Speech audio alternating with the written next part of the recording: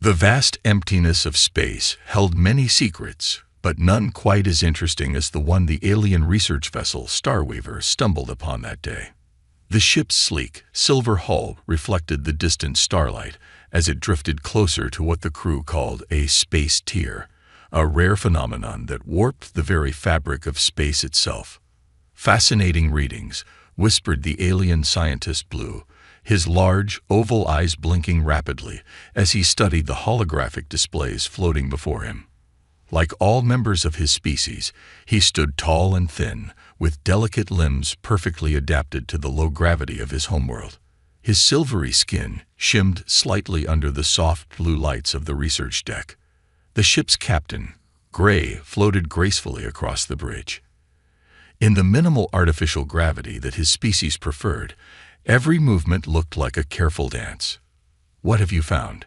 he asked, his voice soft and melodious. Before Blue could answer, the ship shuddered violently. Warning lights flashed across every screen, bathing the bridge in an angry red glow.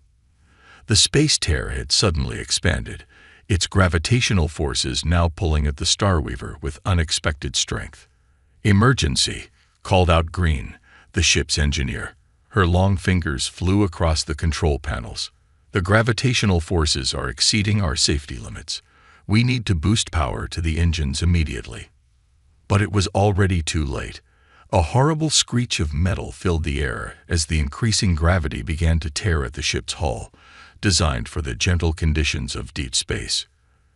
The crew, used to living in barely any gravity at all, found themselves struggling to move as the space tear's pull grew stronger.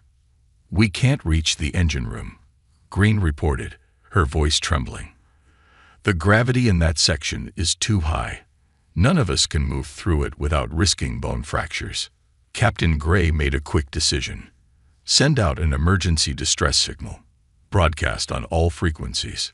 The message shot out into space. "This is research vessel Starweaver. We are caught in a spatial anomaly, unable to reach critical systems due to dangerous gravitational conditions.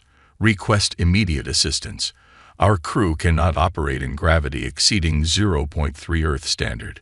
Millions of kilometers away, on the human rescue ship Endurance, Captain Reed sat up straighter in his chair as the distress call came through. The stocky, well-built human immediately recognized the significance of the gravity reference in the alien message. "Plot a course to their coordinates, maximum speed," he ordered, his voice firm and confident. "Alert the rescue team. Tell them to suit up for high-G conditions." First Officer Tom looked up from his station, his muscular frame testament to his Earth origins. "Sir, these are Luminarians. Their homeworld has 1/5 Earth's gravity. To them, even our normal walking around would look like superhuman strength." Reed nodded, a slight smile crossing his weather-worn face. "Then it's a good thing they called us. Send them a reply. Starweaver, this is Earth vessel Endurance. We are Deathworlders, capable of operating in high gravity. Hold your position. Help is coming." The bridge crew of the Starweaver stared at the response message in disbelief. "Deathworlders," whispered Blue, his oval eyes growing even wider. "Earth humans, I thought they were just stories meant to frighten young ones." "Stories or not," Captain Gray replied, watching another section of his ship's hull buckle under the increasing gravitational stress. "They're our only hope now. Their world has 3 times our normal gravity, and they survive it every day." The Endurance's powerful engines pushed it through space at tremendous speed. Inside the ship, the rescue team prepared their equipment, their strong Earth-born bodies ready for the challenge ahead. They had trained for this, had evolved for this, though they never thought their greatest advantage would come from simply being born on humanity's heavy world. Captain Reed watched the tactical display as they closed in on the stricken alien vessel. The space tear's effects were clearly visible now, distorting the very stars around it. The Starweaver looked small and fragile in its grip, its elegant design now working against it as the abnormal gravity pulled at its light frame. 10 minutes to intercept," announced Tom. Reed squared his shoulders. Another day at work for Earth's finest space rescue team. But for the aliens ahead, they were about to witness firsthand why humans had earned their reputation as the Deathworlders of the galaxy. All hands, he called over the ship-wide comm. Prepare for rescue operations.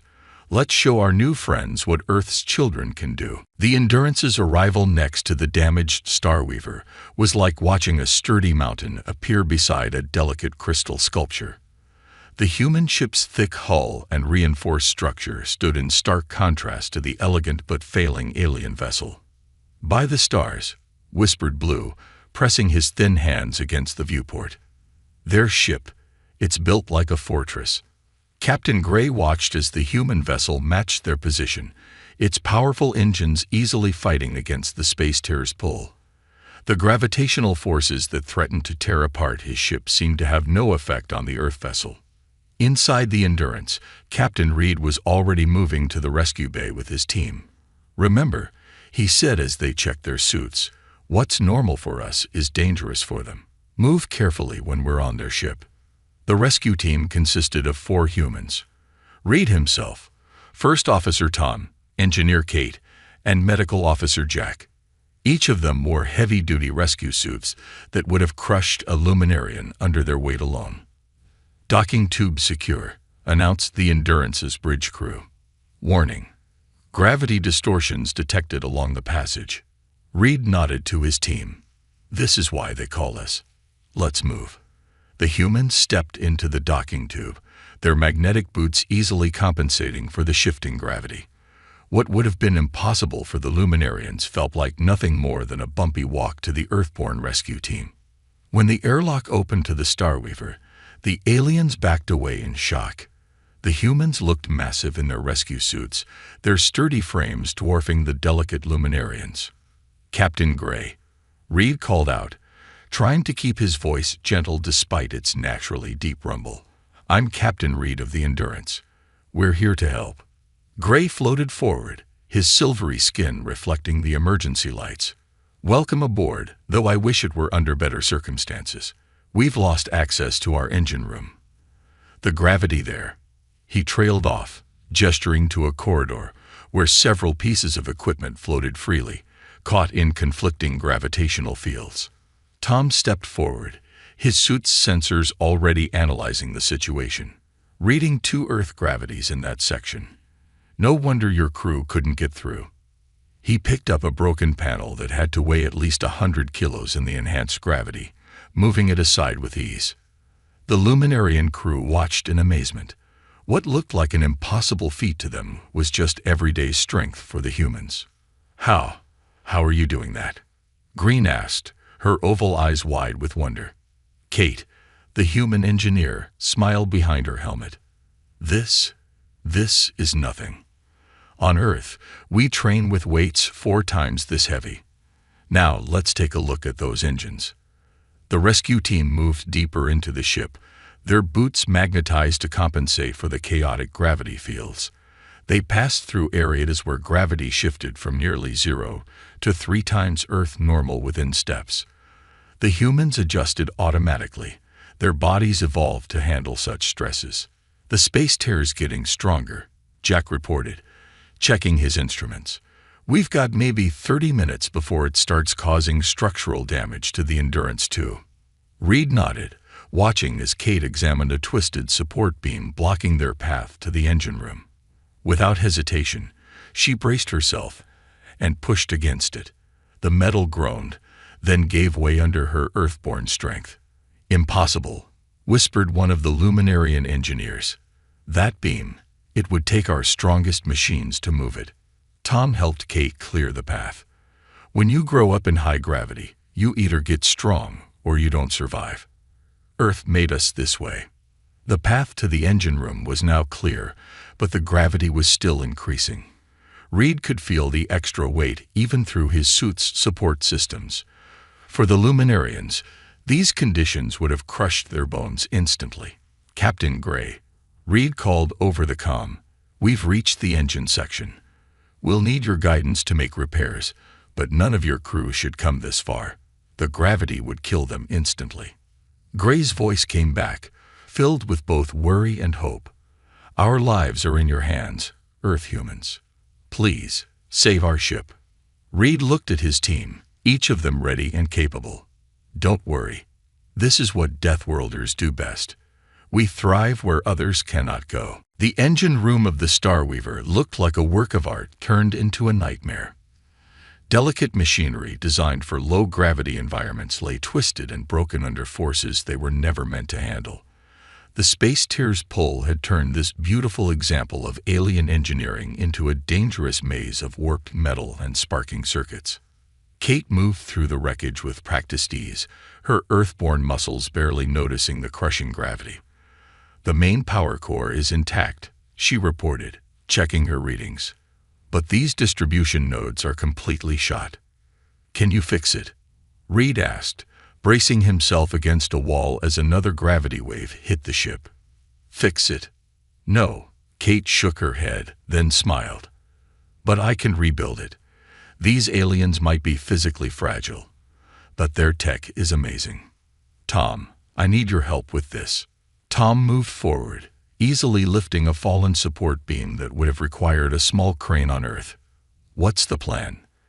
We're going to rebuild their power distribution system using our emergency repair parts, Kate explained. The trick is making our heavy-duty Earth tech work with their sophisticated systems. Up in the main control room, Captain Gray and his crew watched through the camera feeds as the humans worked. The aliens were amazed at how the Earth team moved heavy equipment like it weighed nothing, even in gravity that would have turned a luminarian to paste. Look at them, Blue whispered in awe. The stories were true. They really are living tanks. Green studied the humans' repair work with professional interest. Their technology. It's not as advanced as ours, but it's incredibly sturdy, built to last through anything. Jack's voice came over the comm system. Captain Reed, we've got another problem. The space tear is growing faster than predicted. We've got maybe 15 minutes before it starts affecting critical systems on both ships. Reed looked at the twisted machinery around them. Kate, we need options. I've got one. Kate replied, her hands flying over the alien control panel. She'd modify to work with Earth equipment. But it's going to get rough. We need to redirect power through the backup systems, then force start the main engines. It'll be like jump-starting a car, but with a star's worth of energy. That's incredibly dangerous. Green's voice crackled over the comm. The power surge could blow out every system on the ship. Better than being torn apart by the space tier, Tom said, already moving to help Kate. Besides, we've handled worse. Remember that solar flare on Mars? The humans worked with incredible speed, their bodies shrugging off the crushing gravity as they lifted, carried, and installed equipment that would have required heavy machinery on most worlds. Kate's Earth-made tools looked chunky and primitive next to the alien technology, but they got the job done. Power coupling's ready, Kate announced. Tom, I need you to hold that main conduit steady. The gravity waves are going to try to tear it apart during the power-up sequence. Tom braced himself, his muscles tensing as he gripped the heavy conduit. On Earth, it would have weighed about 500 kilos.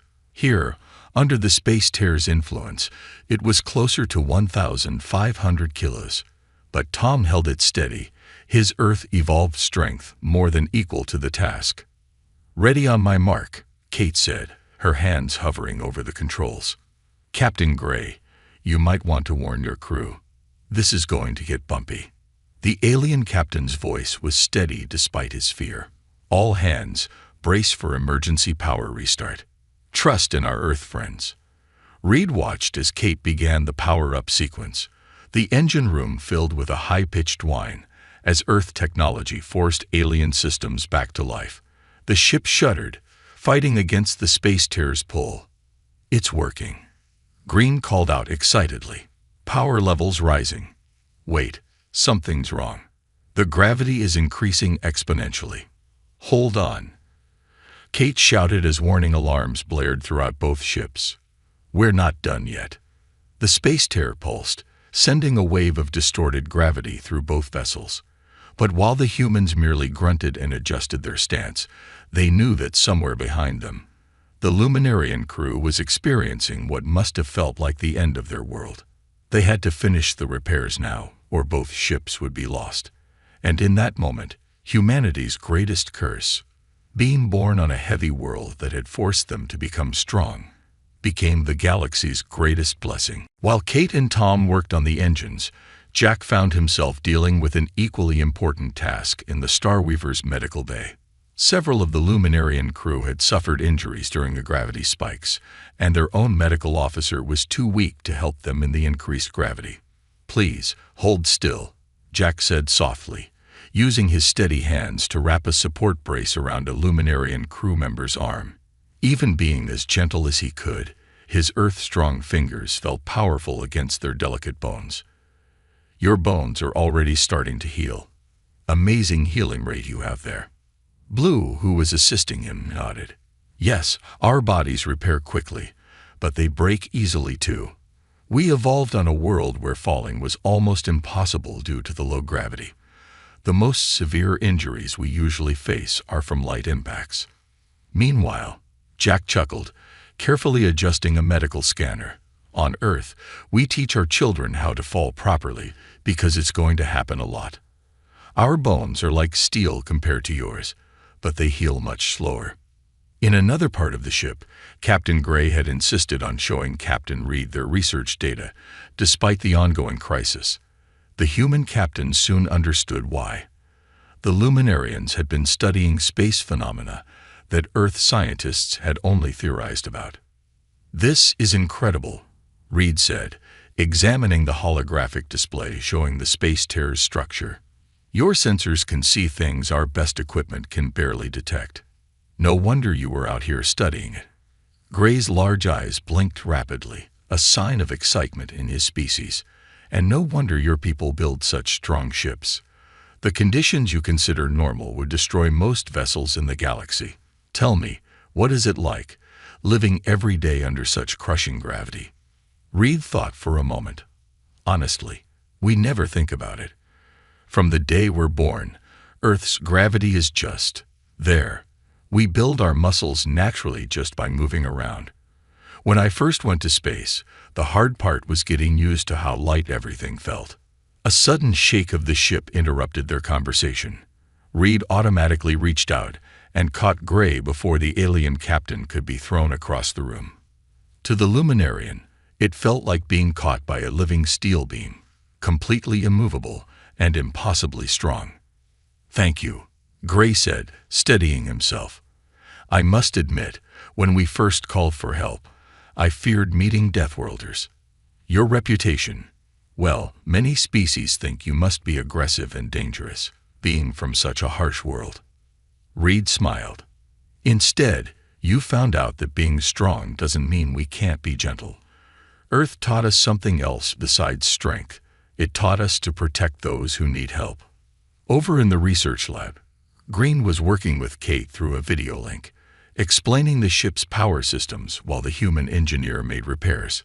"Your technology is beautiful," Kate said, her voice filled with admiration despite the strain of working in high gravity. "Everything is so efficiently designed, no wasted energy at all." "And your tools," Green replied, watching Kate handle equipment that would have needed a full robotic team on her world. "They're so robust. Simple, yes, but they work even in these conditions. Like you." "That's humanity in a nutshell," Kate laughed, rerouting another power conduit. "We may not be the most elegant solution, but we get the job done." In the ship's corridor, Tom was helping move injured crew members to safer areas, carrying them as carefully as if they were made of glass. One young Luminarian engineer gathered the courage to ask him a question. "Does your strength ever scare you? The power you have?" Tom paused, considering the question seriously. "Every day," he answered. "That's why we train so hard to control it. On Earth, we have a saying, with great power comes great responsibility. We never forget that." The ship shuddered again, but this time the human's presence brought comfort rather than fear to the alien crew. They had seen these Deathworlders use their incredible strength not to dominate or destroy, but to protect and heal. Jack finished treating another patient and looked up at the main viewport. The space terror was now clearly visible, its dark maw threatening both ships. Time was running out, but something equally important had been accomplished. Two very different species had learned to trust each other. Everything went wrong at once. The space terror pulsed with dark energy, sending out the strongest gravity wave yet. The Starweaver's artificial gravity system failed completely, and loose equipment began flying around the ship like deadly missiles. All hands braced for impact. Reed's voice boomed through both ships' comm systems. He watched in horror as the space terror began pulling both vessels closer to its center. In the engine room, Kate and Tom fought to keep their footing as the gravity shifted wildly from 0 to 5 times Earth normal and back again. For them, it was manageable.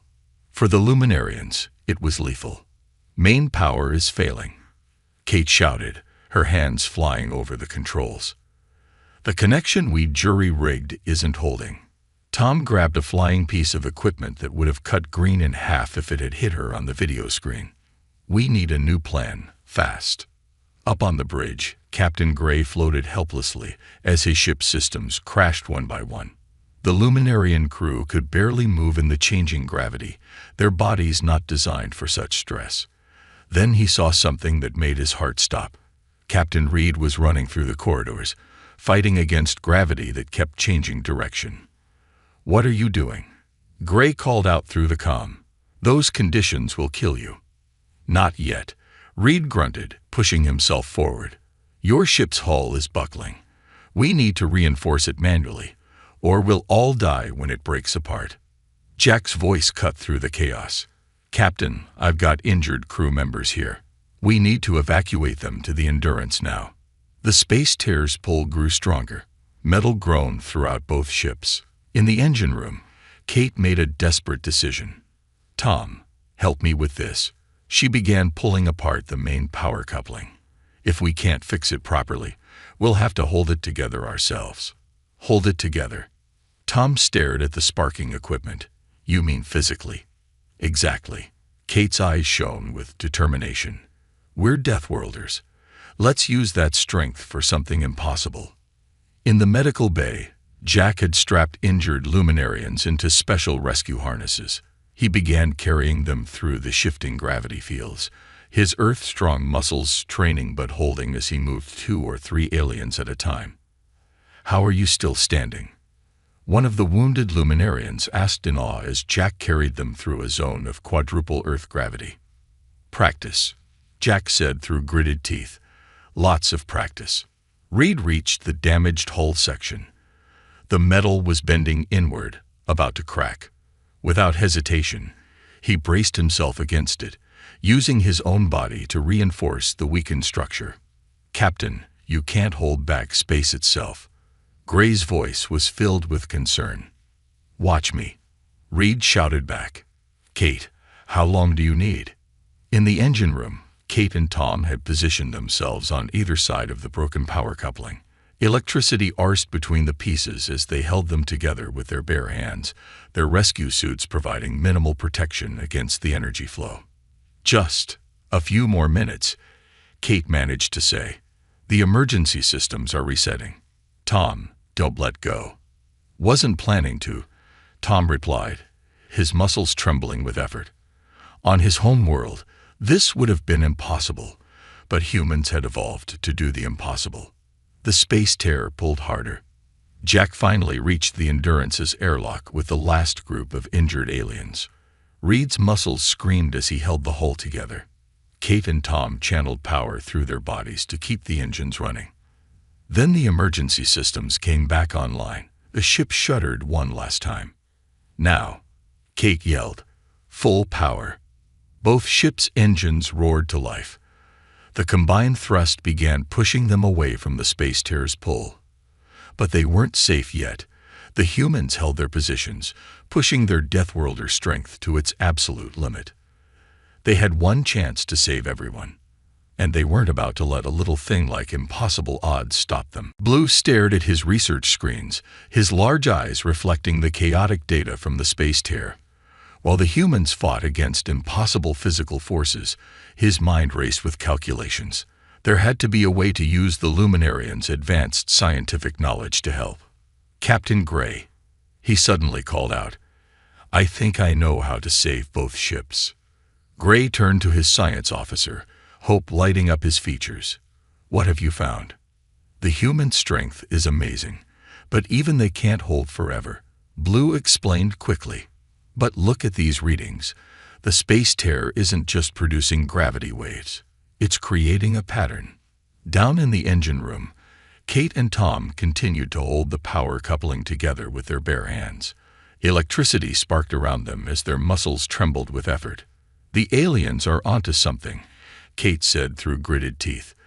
"Tom, remember what Green said about their energy efficiency. Maybe we don't need brute force after all." Over the comm system, Blue's excited voice rang out. "If we time the engine pulses exactly right, we can use the tear's own gravity waves to push us out. But we need precise control that our damaged systems can't provide." "That's where we come in," Tom realized, still holding his side of the coupling. "We can control the power flow manually." "Kate, you thinking what I'm thinking?" "Oh yeah," Kate grinned despite the strain. "Captain Reed, we need you to coordinate with the Luminarians. They'll calculate the timing, we'll provide the muscle." Reed, still bracing the hull with his body, clicked his comm. "Everyone, listen up. This is how we're going to do it." The plan came together quickly. The Luminarians' advanced sensors could predict the space tear's pulses. The humans would use their strength to manually control both ship systems, timing them to match the aliens' calculations. "Gravity wave approaching in 10 seconds. Blue called out. "When it hits, we need full power for exactly 2.3 seconds. Kate and Tom tensed, ready to channel the energy through their makeshift connection. Jack finished securing the injured aliens on the Endurance and rushed to help Reed reinforce the hull. Wave hitting in 3, 2, 1. Now. The humans acted with perfect timing. Kate and Tom let the power surge through their connection, controlling it with nothing but their earthborn strength. Reed and Jack pushed against the hull, turning the tear's force against itself. "It's working," Green shouted from her station. "The wave is pushing us back." But they needed more. 3 more waves approach, each one requiring split-second timing and perfect coordination between the species. The Luminarians' calculations had to be perfect. The humans' control had to be absolute. "Second wave," Blue called out. "This one's stronger." The ships groaned under the strain. In the engine room, Kate and Tom's rescue suits began to smoke from the electrical current, but they held firm. Reed felt the hull trying to buckle under his hands, but refused to let go. Third wave approaching. The excitement in Blue's voice was clear. Just 2 more perfect timings, and we're free.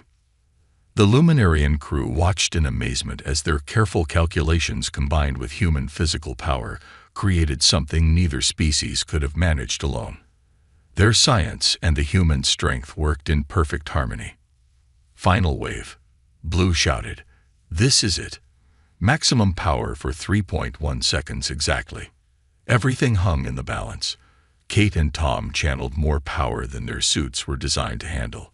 Reed and Jack pushed against forces that threatened to tear the ships apart. The Luminarians worked their controls with incredible precision, trusting their calculations and their human allies completely. The space tear pulsed one last time. Energy surged through both ships. For a moment, it seemed like everything would fall apart. Then, with a final burst of combined effort, both ships shot free of the tear's influence. The sudden return to normal space felt like a physical shock. In the sudden quiet, humans and aliens looked at each other through video screens and across rooms. They had done the impossible, not through strength or science alone, but by working together. "Well," Captain Reed said with a tired smile, "I guess this proves that brains and brawn are better together." Captain Gray's reply was filled with newfound respect. "Indeed, perhaps this is why the galaxy needed Deathworlders after all." 1 week after the space tier incident, both ships docked at the massive Galactic Council station. The story of their survival had traveled faster than their ships, and the landing bay was crowded with representatives from dozens of species. All of them wanted to see the Deathworlders who had done the impossible. Captain Reed stood next to Captain Gray as they faced the council. The difference in their physical appearance couldn't have been more striking. Gray tall and delicate, Reed shorter but solid as a rock. Yet they moved with the easy friendship of those who had faced death together. "You understand," one council member said, their tone formal. "This incident changes everything we thought we knew about Earth humans." With respect, Reed replied, "It shouldn't. We've always been exactly what you see, strong enough to help, and willing to use that strength to protect others." The medical bay of the council station had become a place of intense interest.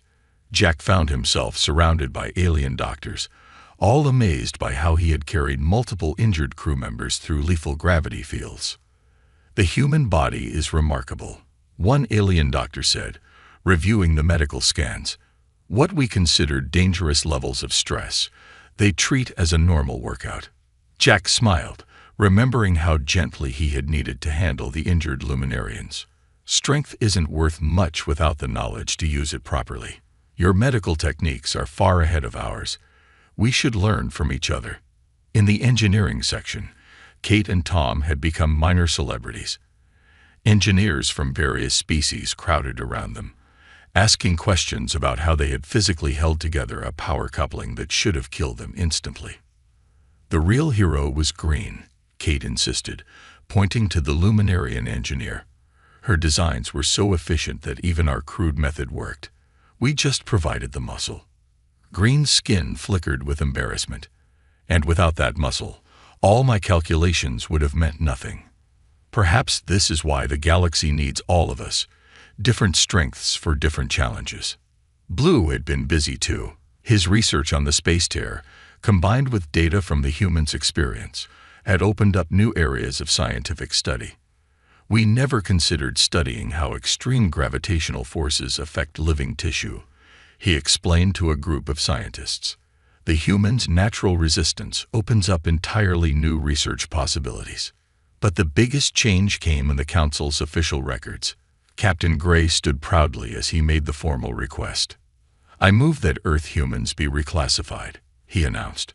"No longer should they be listed as dangerous Deathworlders, but as essential allies in galactic civilization." The council chamber erupted in discussion. Reed watched with interest as species that had once feared Earth now spoke in its favor. The vote was unanimous. Back on the Endurance, Reed found his crew celebrating with their new Luminarian friends. Despite the artificial gravity being set to Luminarian standards, making the humans feel almost weightless, the two species had found ways to accommodate each other. "Did you hear?" Tom asked, carefully holding a delicate alien drink. "They're establishing a joint rescue service. Both our species, working together to help others in trouble." "Makes sense," Kate added. "Their sensors and calculations, our physical capabilities. Perfect match." Jack walked in, carrying a stack of medical texts the Luminarian doctors had given him. "They're already talking about adapting some of their medical techniques for Earth-human physiology, and we're helping them develop stronger bone treatments based on our biology." Reed looked around at his crew and their alien friends. A month ago, these species had been strangers, separated by fear and misunderstanding. Now they were planning a future together. "You know what this means?" he asked Gray, who had joined them for the celebration. The Luminarian captain's eyes sparkled. "That strength comes in many forms. That the galaxy is better when we work together. All of that," Reed agreed. "But mostly it means that being born on a death world wasn't a curse after all.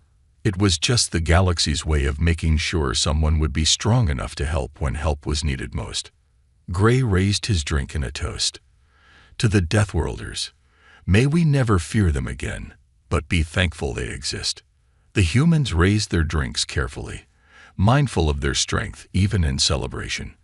They had gained something more valuable than recognition. They had gained understanding. The galaxy had finally seen that Earth's greatest gift wasn't the strength of its people, but their willingness to use that strength to help others.